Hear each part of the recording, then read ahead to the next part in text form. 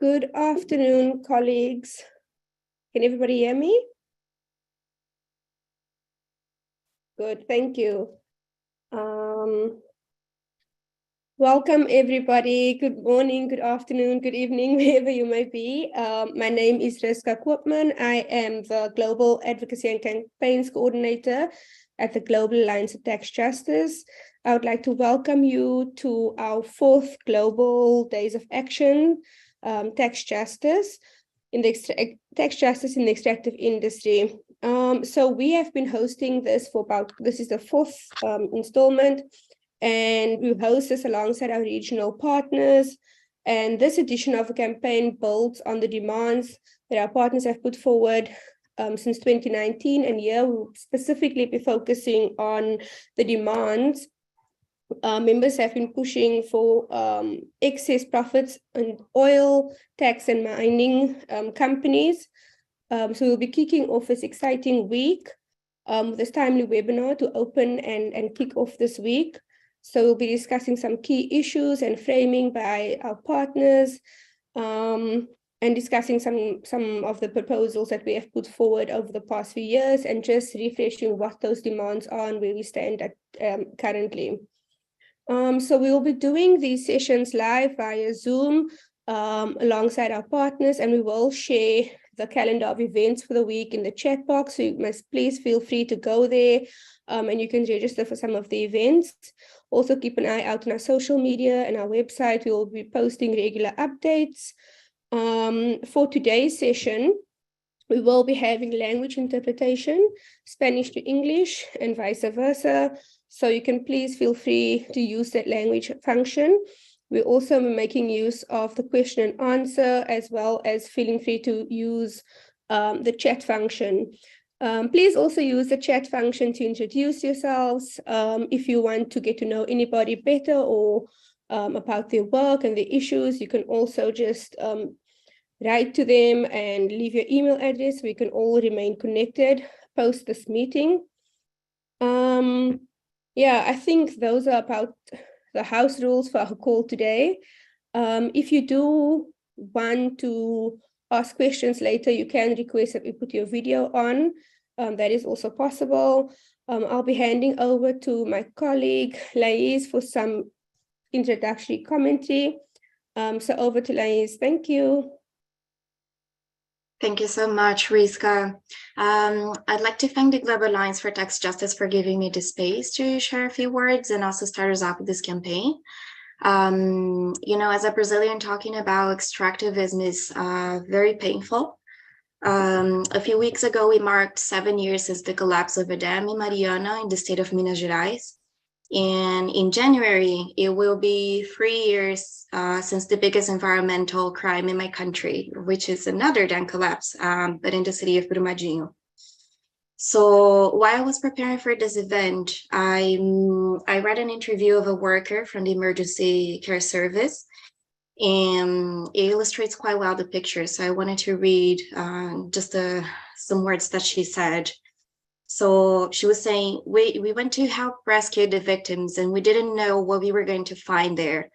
We went to the support base located in a church and expecting that the firemen would take the victims there, but no victims were arriving. That silence was taking over the place. The firemen arrived, scared from what they saw from up there. And then we finally started understanding the dimension of what had really happened. The thing is, the dam was storing the equivalent of 400,000 tanker trucks of mine tailings. And when it collapsed, it was basically a tsunami of mud devouring anything that was on its way. So the tragedy resulted in 270 deaths, and there are still some bodies missing. The company behind this crime, called Vale, they knew about the risks in Brumadinho since 2003, but they were not reported at all. And this is information from the commission responsible to investigate the case. To this date, no one has been tried in court or arrested for it. There was a heavy lobby to reduce the amount of compensation, and finally the company agreed with the Public Ministry of Labor to compensate family members of the employees who died that day with the amount which is equivalent of more or less, $130,000 US. And of course, it seems a lot for most of us, but it's certainly not enough, because there is no money in this world that could compensate for a person's life, not to mention the rest of the city and the environment that were directly impacted. So it is worth noting that Vale is one of the largest mining companies in the world. And in the third quarter of 2021, for example, it registered a net profit of $3.8 billion, corresponding to a growth of 33.5% in comparison with the same period of the previous years. So this is just one case. And all around the world, especially in developing countries across the global south, there are several communities and environments being directly impacted by the extractive activities and struggling to access their rights and benefit from their country's wealth. In Zambia, for example, as my amazing colleague Mukupa can also explore a little deeply, it is it's a copper-rich nation, and despite mining copper for close to a century, it has never benefited from its mineral wealth, as poverty and inequality remain widespread in the country. I bring a few questions. I mean, how many times have we heard, that our countries do not have financial resources to provide our people with social security, for example, or healthcare, or, any other vital public services? And how many times lack of money was our government's argument for not investing in climate justice? It is ironic that countries rich in natural mineral resources do not have capacity to invest in their populations. And the truth is, there is money, but our fiscal policies are currently working in a way that those who have the most do not proportionally contribute to public funding, increasing inequalities. The pandemic is, was a big way to see that, because it highlighted a huge gap between this tiny set of winners and the majority of the world's population. We have a data that in 2022, for example, the net profits of the 40 largest mining corporations grew by 127% from the previous years, surpassing their pre-pandemic revenues by more than double. So in this campaign that we're launching today, we're calling for excess profits taxes on extractives companies. We hope to join forces with other social movements, particularly, in climate and labor and gender justice, who have been raising proposals for the extractive sector to operate more responsibly with communities and the environment. And we're also hoping to contribute with the perspectives of the tax justice movement, but also the broader economic justice movement, calling for a rights-based economy that puts people and the planet at the center of discussions and decision-making. More specifically, we have 5 demands in this campaign, and I'm going to read it. So one is stop illicit financial flows and tax abuses in the extractive sector. The second, curb tax incentives granted to the extractive industry. 3, make extractive companies pay their share in taxes and immediate costs of rehabilitation and rebuilding. Use taxes for people's needs, especially for the needs of communities affected by social and environmental damage. And finally, protect and uphold the rights of workers and women affected by mining, including their rights to defend their communities. Thank you very much for your time. And Riska, this is over to you. Thank you so much, Lais.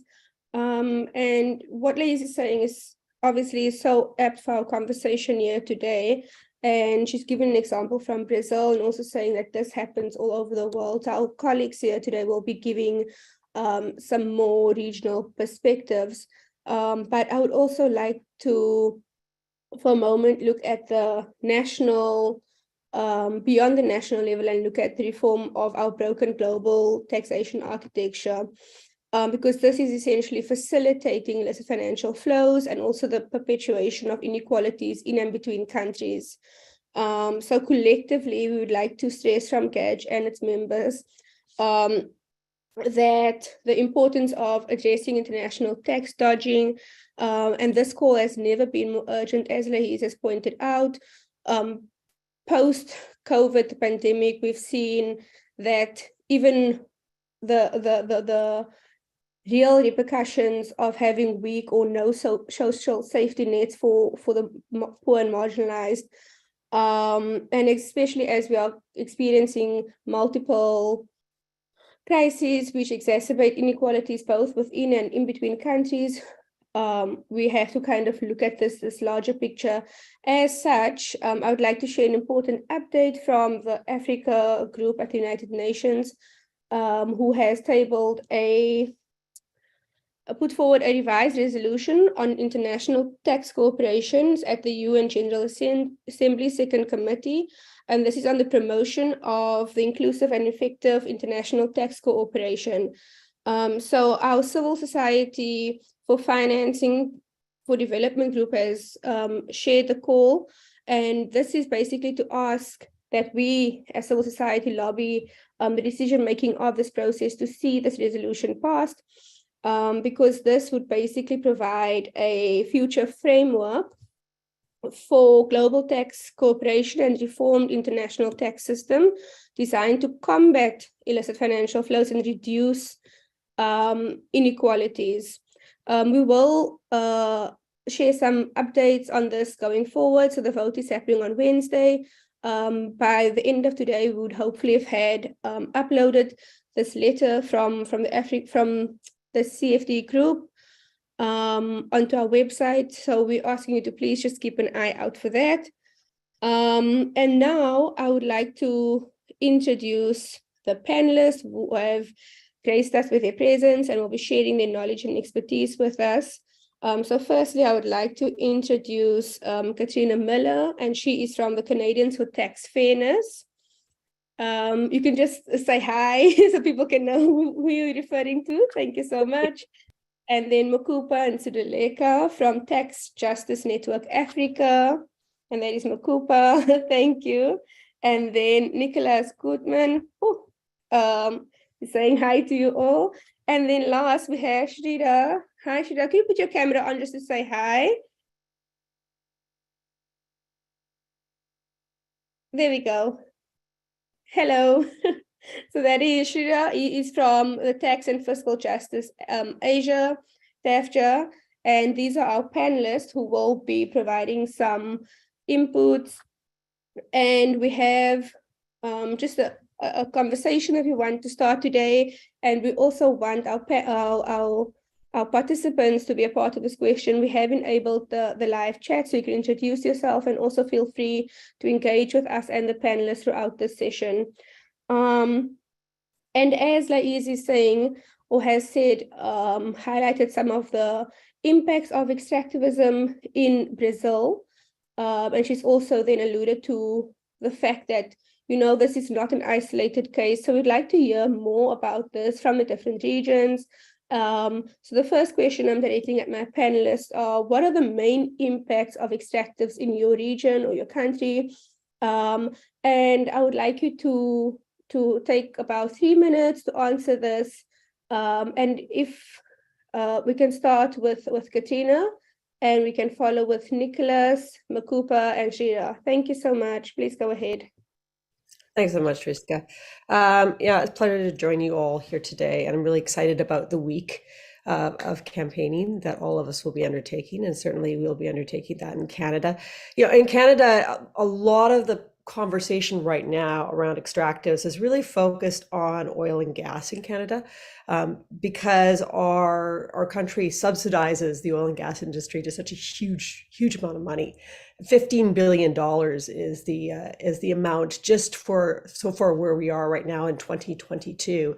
That's government subsidies to oil and gas companies, largely for a lot of extraction that happens in our country.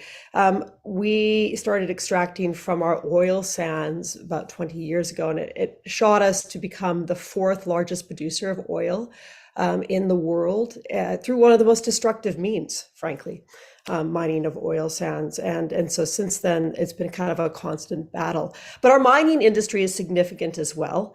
We're one of the top producers of a whole bunch of minerals: gold, nickel, aluminum, cobalt, platinum, uranium. And a lot of these minerals are minerals, of course, that are being hotly sought after as green tech and new tech industries explode in the world. And so there's a lot of concern starting to grow in Canada about how that's going to explode the mining industry and whether or not our community and environmental standards are going to be reduced in order to make way for that expansion. That's what we've seen historically happen in Canada, is that we supposedly hold to these very strong social and environmental standards until for some reason there's a real need to expand that industry, and then those standards kind of go out the window. And where we really see that happening, of course, is in the protection and self-determination of our Indigenous communities.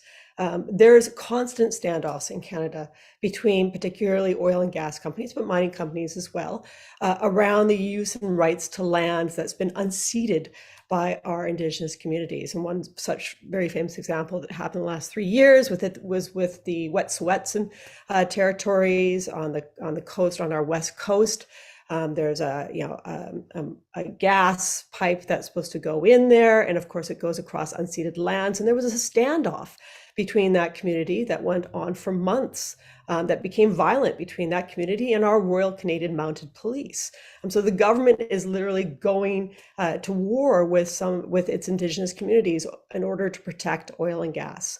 Now we have a legacy, of course, of tailing ponds that have leaked into waterways and leaked into traditional hunting grounds. And also more recently, a real crisis around orphaned wells, oil and gas wells. There used to be a few hundred of them. Now there's thousands of them that have been orphaned. These were, wells that were supposed to be taken care of by our oil and gas companies, but have somehow become orphaned over time. And now they're leaking methane. And from time to time, we have more catastrophic events where they actually explode. A couple of years ago, one exploded in a small town and leveled 2 buildings. And so we're dealing with a legacy of extractive industries in Canada, as well as a current kind of constant fight around desire for more extraction for green tech.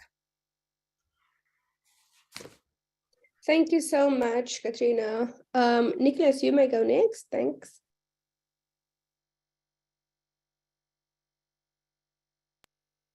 You on mute? We can't hear you. Can you hear now? Yes, perfect. Thank you. We can hear you. Go ahead. Okay.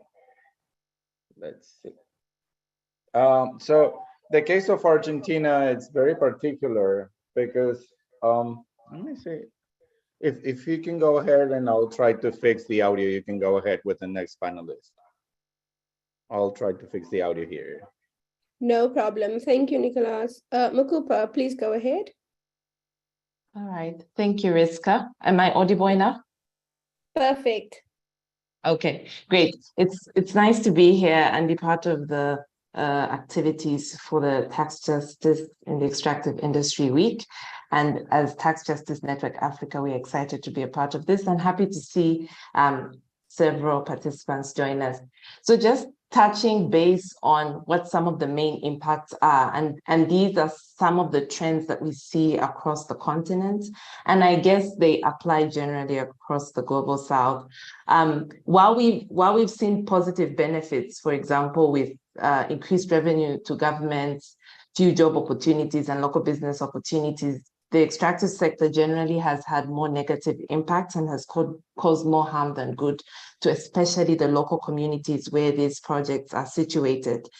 And speaking just to three broad themes. Firstly, economically, you find that before you have an extractives project within a locality, there's usually local business opportunities that are there for the community members. But what happens usually is when these big companies come, they sort of distort the small, medium enterprise businesses. And for example, where you had local communities that could potentially supply vegetables to the mining project, you find that these huge multinational companies are now bringing in vegetables that could be supplied by the local community from outside, right? So that's a lost benefit for local communities in terms of businesses. I've seen this particularly where I come from here in Zambia. The other impact economically has been increased corruption levels by political elites.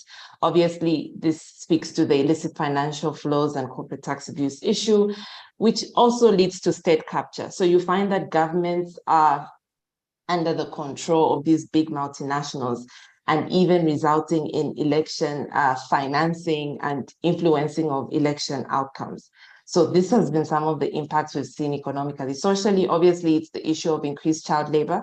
We've seen this, for example, with cobalt mining in the DRC, where kids that should be in school are now extracting cobalt for iPhones that they can never, ever use. So there's a picture I like to show, which unfortunately I can't show here, that kids that should be in school are extracting the cobalt that is used in these fancy laptops and phones that they will never be able to use because they're not getting an education. So we've seen the impact of child labor. We've seen increased GBV, that is gender-based violence, with the coming of different extractive projects, as well as crime rates. And so you find that socially, the fabric of a society is distorted in a sense due to increased extraction. Environmental impacts, I think we're just coming out of COP27. This is at the core of the energy transition discussion, that extraction of fossil fuels, minerals has led to our environment being damaged, water, air, and soil pollution. We've seen oil leaks in Nigeria, water pollution in Ghana, as well as several other areas where the air is just polluted. And this is something that we are seeing with the evidence of global warming today. Lastly, cultural impacts. And I think this is something we often overlook, that when you see increased projects coming into an area, there's a distortion of local norms and values. So for instance, where you had a community being relocated or resettled to a new area due to a project that is being started, you find that mining companies are building communities, smaller houses. And when you look at African culture, for example, you have a setup where you have parents living in one chalet, kids living in a separate chalet in a bigger compound. So because of that, in trying to modernize communities and building them more modern houses, we are distorting the African cultural norms and values that come with the setup that we live in. So those are just some of the general impacts I would speak to across the board. Thank you. Thank you. Thank you so much, Mukupa. Nicolás, are you ready, or should we go to Sreedhar? Yes. Okay, yes, perfect. can you hear me? Thank you. Yes, we can hear you perfectly. Yes, Please perfect. go ahead. Yeah, well, for us in Argentina, Argentina has been a latecomer into the mining industry. So it's very interesting for us because since before the arrival of the big mining companies and the big mining cartel, because it's very concentrated, there has been a total change in the coal mines. And this is something that has been happening since the 1990s across the global south, but over 100 codes, mining codes, legislation, and investment, foreign investment schemes have been rewritten or totally changed with the hand of the World Bank. I mean, propelled by the World Bank. And that was the case in Argentina. So before the big mining companies arrived into Argentina, we have seen a total change of first of the mining code, and then it has been created from scratch. So what we could see in this situation is how will mining companies and extractive industries would like to be working within a legal system if they could do it from scratch, and that was happening in Argentina. So pretty much there is almost no taxation. There is also including subsidies for the mining companies to use energy at very subsidized rates in oil. And then there is something that is happening. It is like there is an increase of violence, especially with Native American communities. Since they have been displaced historically to places that people didn't want, most colonizers didn't want to use. And now it happens that they are sitting in a lot of wealth of mineral resources and oil resources. So there is a late development of many of the worst cases of extractive technologies for extractive industries, which is fracking and offshore oil drilling. And especially for fracking, that's creating a lot of standoff and displace of native communities. And also, we're seeing there is a lot of violence, not just in Argentina, but also in Latin American region regarding mining, and that's historically. And it's getting worse as there is a more, even an increase in impulse to develop new projects. And now in the south of Bolivia, north of Chile, and north of Argentina, this is what is considered the lithium triangle. So over 80% of the lithium in the planet that is easily accessible, it's in that region. And this is also a region mostly inhabited by Native and First Nations. So we're seeing again a new development of this race to develop new fields and new mining projects.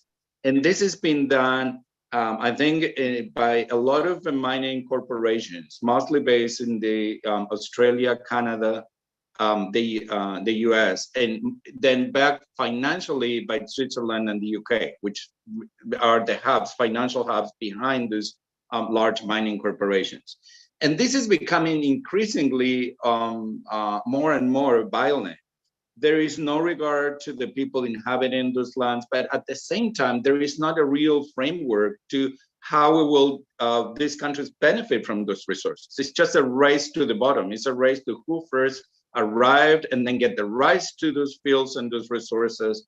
And then after that, there is a thinking of how we will put in place environmental regulations or taxation. And so far, there is not even that discussion put out there. It's just the first beginning of this race for the resources. And it's very violent. It is very lawless in a way. I think it reminds us somehow to the far west and how the west of the United States and in somehow Australia at some point developed their mining, in which that was this kind of vacuum of like laws, like it was very lawless. And so we're seeing that this is not a benefit for our communities as it is.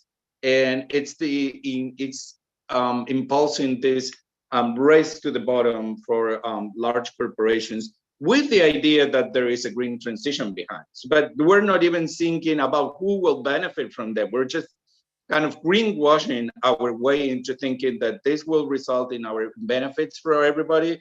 And this is the way for the planet. In a way it is. We need some of those resources, but this is not the way in which neither of our countries, especially in the global south, would benefit. And then there is this other discussion about impacts, but also about how we will benefit. If that taxation, and is this a fair game for the communities, for the land, for what will happen afterward, the reclamation or rehabilitation of the places impacted. So I think it's a very heated debate in Argentina, in Chile, in Peru, as there is also a lot of political instability. And those projects not only have bring back again this same problems, but nowadays we're seeing, as Lace have said before, a lot of accidents that are happening, especially in dam tails that being burst, and the filtration of sulfuric acid into the fossil waters and the access to water. So we're seeing a lot of problems of displacing communities, displacing other activities that communities are living on, especially tourism, agriculture, and just for the sole idea that they will bring an increased tax revenues. And this is not what had happened. We already been seeing it on the ground.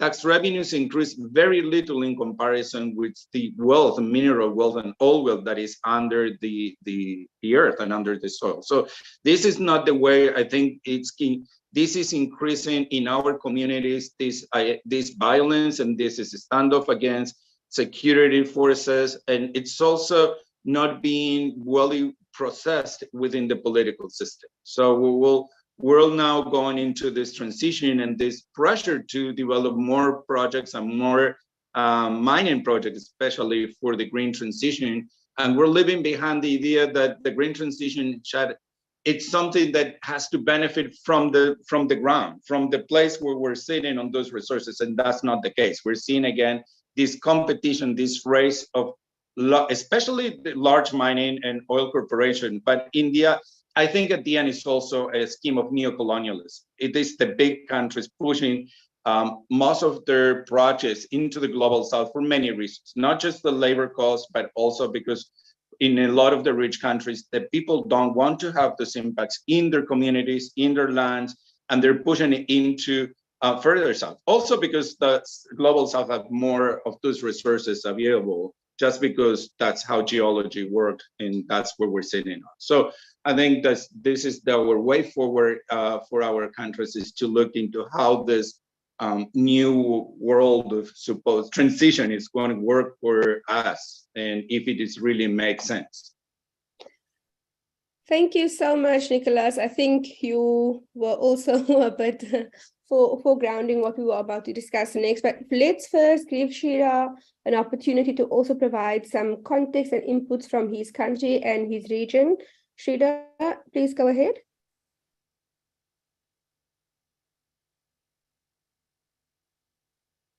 Thank you very much, and thanks to my speakers earlier who have laid down, the kind of general problems that are existing all across. In India also, what we are finding is one,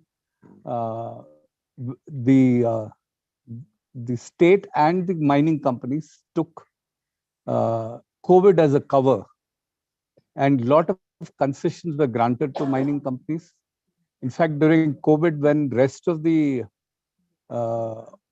economic activity was stopped, mining was called an essential service.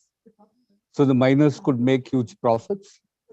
And where new mines, where people were protesting earlier, could not be mined because there were a lot of strong protests on ground, they used COVID, where they disallowed people to congregate and then started mining. Though people tried their ways of social distancing, masking, and then protesting, but still several mines came up. And along with that, lot of concessions and dilutions of law have taken place. We have a huge footprint of coal mining in India, about nearly existing already about 400 odd coal mines, and we are ready to auction another 70 odd coal mines in India. We recently auctioned close to about 42 coal mines. So while the world is going away from coal, and in the COP, India was the first to change the terms from phase out to phase down. And this time, to gain some brownie points, the government said that we want to phase down not only coal, but all fossil fuels. But in reality, there are more expansion that is happening. This expansion means that, in many areas, many sectors, we have overcapacity. For instance, in coal mining, already we have licensed twice as much as we need. So then we also reduced, a lot of concessions were given in terms of area of mining lease, and the kind of environmental clearance conditions, forest clearance conditions. These were all diluted in order to enable mining to go on. Even a small window of public participation, where we have a public hearing, environmental public hearing, that was also done away with many of the cases, or it was done virtually, where people could not really, articulate all their concerns. So the impacts of, from the impacts of mining, it is only expanding further. And one of the newer threats that, like Gutman also pointed out, on this transition minerals, very recently our cabinet has kind of taken a decision to privatize all the beach sand mining, which have monazite and ilmenite and other minerals that are required, the so-called transition minerals. I'll stop here and I'll look for the next round to share some more concerns that we have in India, especially on the tax and money related issues. Thank you. Thank you so much, Sreedhar. Thank you so much to our colleagues who have presented insights from their countries. And I think from across the board, you are seeing similar instances and also similar outputs, especially related to the impact of communities across the board, right? And this deepening and widening of extractivism, and also the reluctance of industry leaders to learn and to change, because obviously the industry is premised on profits over people. And I think that for us in the tax justice movement, it's quite the opposite. We are looking back and seeing what has been the impacts of this. And as Mukupa has said, the negative outcomes of extractivism far outweighs the positive economic outcomes. And also research also shows that in the short term it might be beneficial for communities even in terms of economic gains, but this is then decreased in the long run by the negative environmental, cultural, and social impacts. And this is even more so for women and girls in communities, especially indigenous communities, and due to patriarchy and also cultural norms and values. So we want to also look at then what is it that the tax justice movement is proposing, and what can we achieve collectively. And I know that each of you work with organizations pushing for reform and pushing for some change in the tax justice area. So I would like to ask you this question: what are these proposals that you are putting forward, and also what do you think can be achieved through the tax justice movement? And once again, I would invite our panelists, our participants, to also engage in the conversation, and we can also have more of an open conversation once our panelists has given their inputs. So I think maybe should we go in the same order? So Katrina, you can go first, followed by Nicolás, Mukupa, Nicolás, and then Sreedhar. And after that, we can have a more broad conversation, bringing in some of the participants. Once again, the Q&A is open as well as the chat function. Thank you. Thanks so much. Yeah, I mean, I think my colleagues have mentioned, I spoke about the damages and the impacts of extractive industries in Canada, but one of the biggest damages, of course, is that our industries, our Canadian-owned industries, are undertaking operations around the world. And recently, hearing Nicolás talk about mining in the Andes, Barrick Gold just was admonished last week by the UN for a continued leaking of toxic chemicals from its Sreedhar mine in the Andes. And where this connects back to tax policy in Canada is we actually have a tax loophole where they get a tax break for extractive exploration in other countries. And so that same mine that's now leaking toxic chemicals got a tax break in Canada for that exploration. And that's really, I think, where we're focused right now in Canada, is trying to understand how much our government is subsidizing the operations of extractive industries through the tax system, and how we shut down that subsidy by cleaning up our tax system. Now, part of that is transparency. We really want country by country reporting from all of our industries, but definitely our extractive industries, so that we can see what their finances and their tax payments look like country by country. But we want to basically go through our tax system and look at all the loopholes, tax credits, et cetera, that are used by our extractive industries, and ask the really tough question: is there a social benefit to that tax break that they get? Because most times there's not. We just put in a new tax break for carbon capture, which is supposed to be an environmentally sound way of taking carbon before it goes into the environment and sticking it back underground. It's largely pushed by industry. In fact, the reason why we have the tax break was because of heavy lobbying by our oil and gas industry. And guess who benefits from it? Corporations, new companies, new green tech companies are coming up. It's actually the large oil and gas companies that are getting access to that tax credit. Meantime, they're booking record level profits, just like everyone else is experiencing around the world. Here in Canada, we're seeing record level profits by our extractive industries, particularly our oil and gas industry, but even our mining industries as well. Canadian Natural Resources, which is one of our big mining industries here in Canada, just booked record profits and had a record level tax gap. That's the amount of money it pays in taxes in Canada between what the book level is that it's supposed to pay and the amount that it actually pays was at a record level. Billions of dollars lost in that tax gap. So to sort of sum it up for us, we want to close down the loopholes that exist in our tax system that hurt us both here and I think trigger some of the problems that we see abroad, or certainly don't help the problems abroad. And of course, we're on board for a pandemic's profits tax.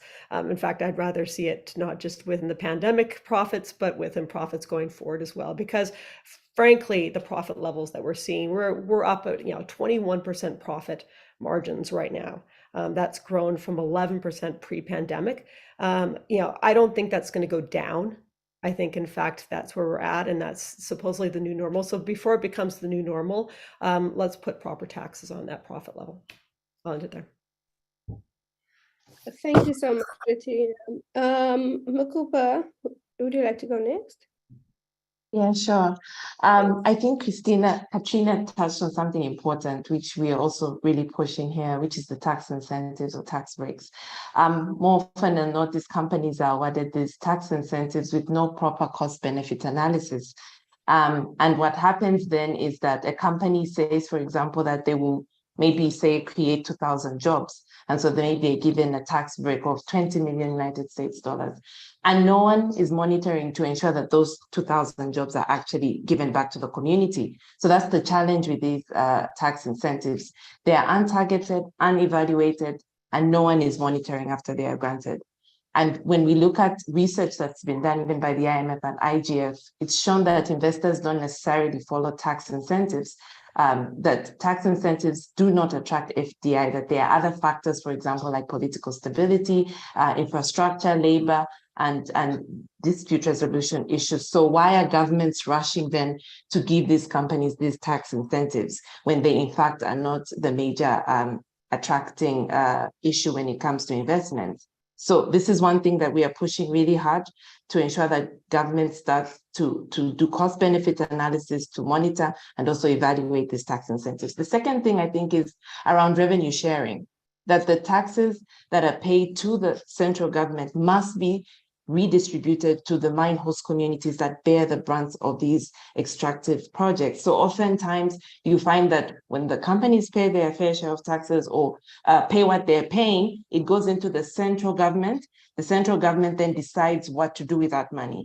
But we are forgetting the local communities that are bearing the negative impacts of these extractive projects. So I know, for example, I've seen colleagues from Zambia on the call, maybe they can comment on it later. We've been pushing that we should have revenue sharing mechanisms so that once this tax is paid to the central government, a percentage is then sent back to the local communities, right, for development projects and programs, but also for social and environmental impact projects, that because they're bearing the negative impacts of the mining projects. The third and second last point I'll speak to is on local content and value addition. For so long in Africa, we have exported our minerals in their raw form. What we are saying now is that we've had enough of this. We are having the energy transition now. We want to do mining that is actually integrated in the local economy, because when that happens, then we can curb illicit financial flows and more value will be retained to the local economy. So we are saying companies that are coming now should add value to the copper, should add value to the lithium, and we want to export our minerals as finished products, right? And not continue exporting them in the raw form, because exporting them in the raw form is what leads to illicit financial flows. Lastly, the issue of contract transparency. We want to see what is being agreed upon in those contracts. And so we are pushing that if governments can start to disclose the deals, so that we also see some of the fiscal arrangements that they are agreeing to and some of the tax obligations that they are agreeing to, and then hold them accountable, but also not only hold the government accountable, but also hold the companies accountable. And I think with these four things, we see the future of mining, especially with the energy transition, to be more beneficial for the African continent and mine host communities. Thank you. Thank you so much, Mukupa. Nicolás, would you like to go next, please? Yes, thank you. Well, I want to remark, first of all, that a lot of the legislation, including the taxation schemes in which these corporations work and the mining and oil corporations in Latin America, they're mostly done under dictatorships and authoritarian regimes and has not been changed ever since. So the schemes in which the companies pay taxes or they have their legal rights to access the resources were done and written under the Pinochet regimes in Chile or under the Brazilian dictatorship.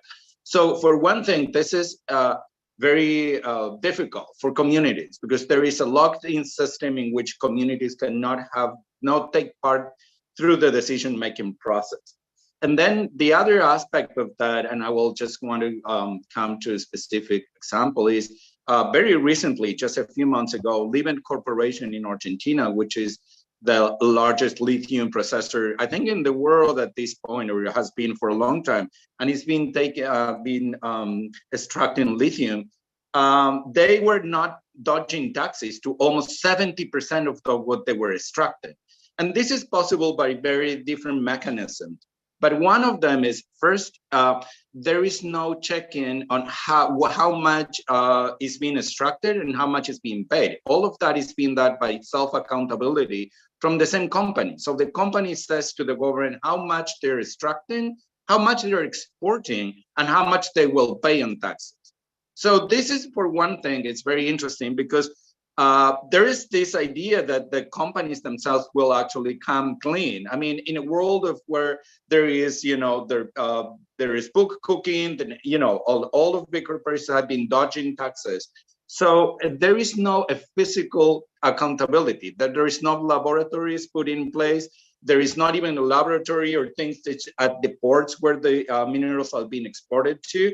And it's all just, just make believe out of these companies. And actually, Livent was dodging taxes to millions of dollars and taking out the lithium of one of the largest fields of lithium in Argentina. But also, I think this brings back I think it's a key word for our countries is to keep sovereignty of our natural resources if we ever want to benefit from that, because as it is, we're just chasing down just for the companies to pay not with a good amount, but even because in the case of Argentina, the cap of taxation is at a maximum of 3%, not of the price in the international market, but all of what mining companies actually are paying today by legislation and the new mining code is at 3% at the cost it is at the mine itself. So this is all that we're getting out of that. So I think a very important issue for many of the countries in Latin America is keeping sovereignty of natural resources. And this is a very historic movement that has in some countries been able to do that, like in Chile with the copper mines in Codelco. But the reverse of that has been through very aggressive and violence and political violence. And just to make a last example of how these things work, in terms of numbers. The state-owned copper corporation in Chile, Codelco, which is it's a public company, paid in the decade of 2000 to 2010 over $10 billion annualized in taxes to the Chilean government. And it's about 28% of the final price for copper that they paid in taxes. At the same time, through the privatization scheme that has been going on in Chile, through the regime of the military, in which they bring in most foreign mining companies, including BHP Billiton and Rio Tinto, and a lot of like UK, Canadian, Australian companies. They have paid for the same period only $1.6 billion in taxes, and they actually extracted 30% more than Codelco. So you can see how all this benefit has been siphoned out.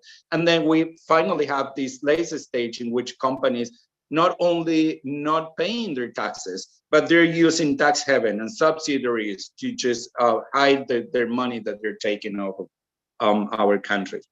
So I think that what's the way ahead and that what we can do in Latin America in that sense is first to enforce new legislation that allows community to participate in the decision-making processes to approve or deny new projects. And I think before the project has a green light or ever comes to life, especially now that they're pushing into many new projects because of the energy transition, I think it's very important to enforce these mechanisms in which the communities can also have a say and participate in this process. And then I think it's very important to create new taxes specifically for the extractive industry that are earmarked for reclamation and rehabilitation of the sites in which they are extracting, which is something is not done in many of our countries. So even like the mine closing legislation has not been put in place yet in many of our countries, and it's all done by the companies themselves and the way they wanted to do it, and it's also tax deductible.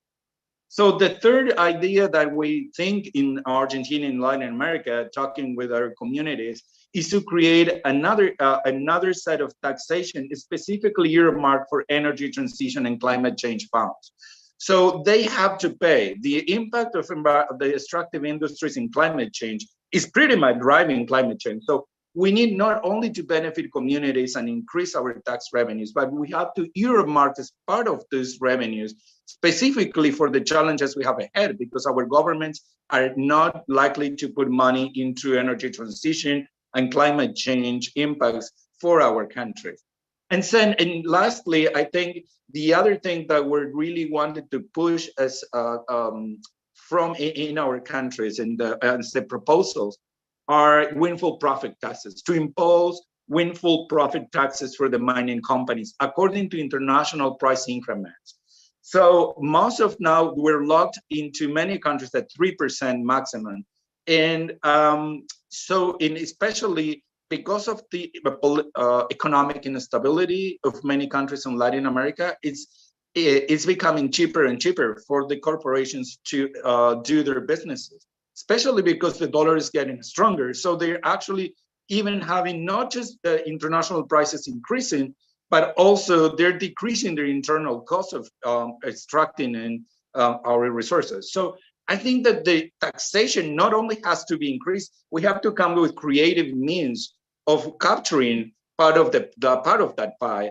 And this is have to do, and it has proven before that the windfall profit tax is a way to go. And we need to be in a state windfall profit taxes for the sector in Latin America. And this is our thing. This is our way forward and what we're advocating for. Thank you so much, Nicolás. We'll have some more discussions a little bit later about this. Sreedhar, please go ahead and let us know what your proposals are for the tax justice movement, and also what do you think we could achieve collectively in the tax justice sector. Thank you, Riska.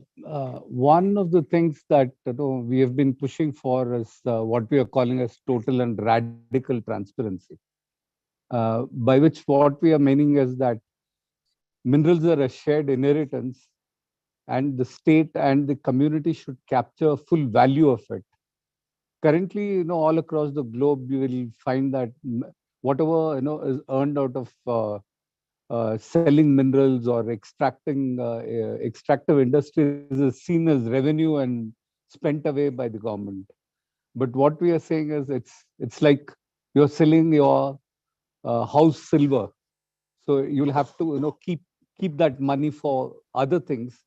So the state and the community has to be able to capture full value of that material with probably a nominal profit for whoever is extracting as a activity.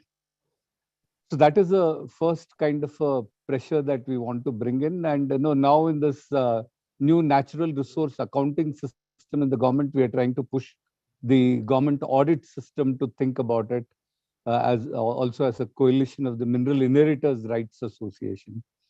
The other, what we are saying is, we have to rationalize mining. What is happening across the world is all governments are leasing out more and more property wherever it's possible. But for instance, if we take in India, we have already licensed twice as much as coal that we need. So one of our concerns is now with this new transition minerals, there will be a mad rush and many leases will be granted and a lot of places will be opened up where impacts of will be for people, but we may not do a very efficient way of mining these things. So we have to rationalize how much minerals we need, where do we need to mine it, where there will be least impact. And I think there is a huge scope for global cooperation on that, where we can have the least amount of impact for mining. The fourth kind of thing is what we are finding, even with the recent Ukraine war, we are finding all the oil companies have made huge amount of profits. For instance, in India in July, the government announced nearly $400 per ton of refined oil, refined crude oil, as a windfall profit tax. It was called a special excise duty on oil.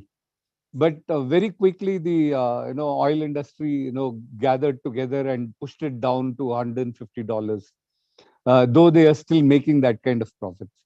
So how do we push the government to understand what are the profits being made and extract as much from that?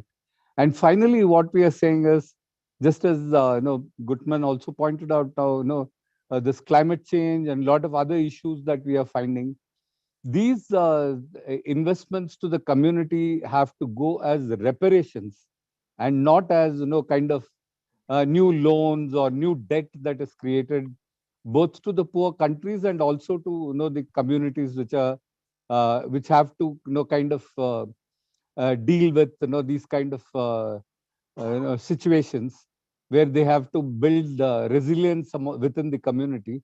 For that, that should not entail them to become more indebted in that process.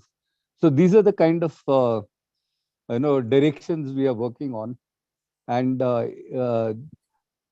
though there are few kind of what I would say we have made inroads in certain areas, but as you know, there has to be a strong political will in this process.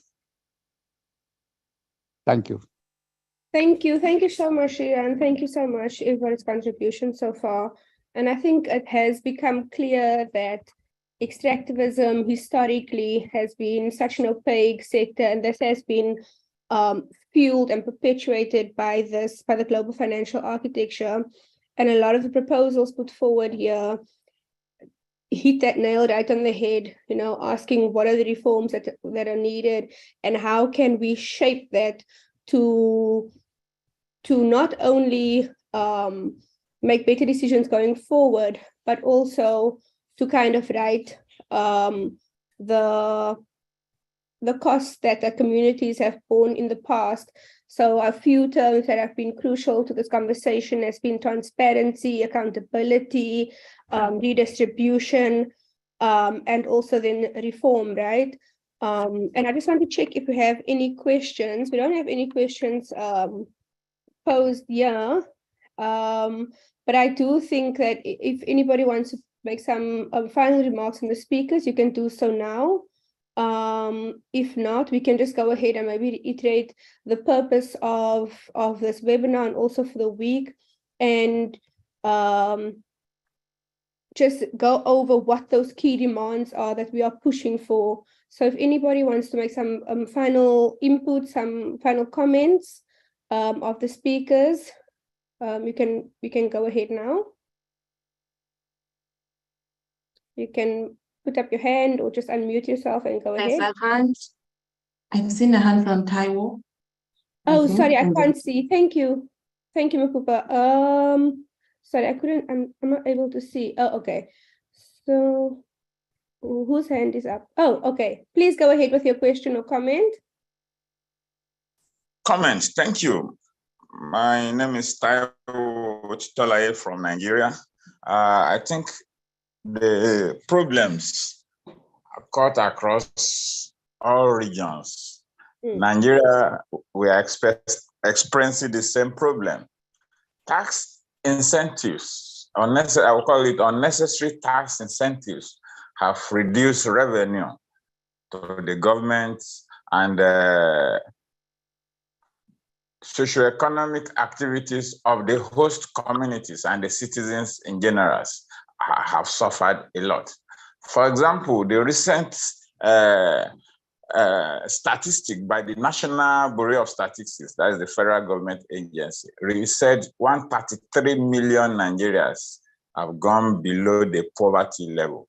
And of these things, if you look, the states where mineral extractions are predominant are most of the states that have gone beyond this poverty line. And the health of the host communities is also in danger. Over 60 million Nigerians now have mental health related activities leading to depression, poverty, and all these things. Oh, I think we should begin to call for corporate accountability, whether international mining companies or local mining companies. They should bear the responsibility. They should be responsible for, degrading the environment, not just social responsibility. You want to build schools, do the social amenities. No, if you pollute the environment, you be held responsible. And there should be a partnership and working together across the globe in order to strengthen the campaign. Thank you. Thank you so much, Tao. And I think that is so true. These issues are cross-cutting, and we are seeing how unnecessary tax incentives is compromising not only our national fiscus, but also the impacts and the ability, responsiveness of our governments. And we've seen this especially over COVID, right, where we didn't have the necessary social safety nets for our citizens. With that, we are needing to end the session. And I know the conversation was just getting started, but we will be continuing this conversation over the course of this week. You can follow it on our different platforms. We have posted in the chat, and audio will do so again. Please feel free to have a look at which sessions you'd like to attend, maybe all.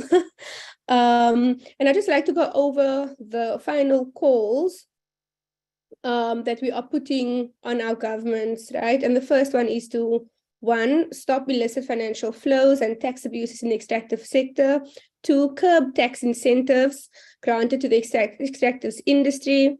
3, make extractive companies pay their share in taxes and immediate costs of rehabilitation and rebuilding.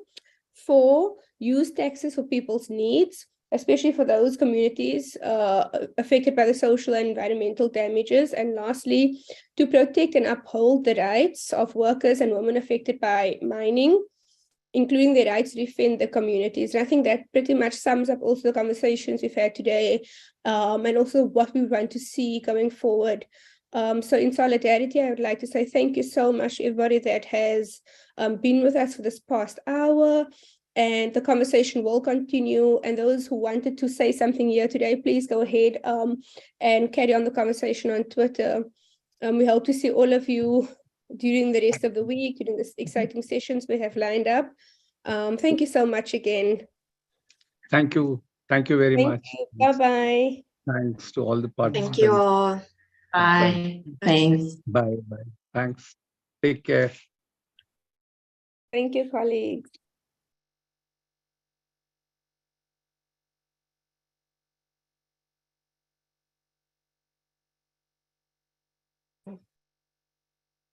Shame.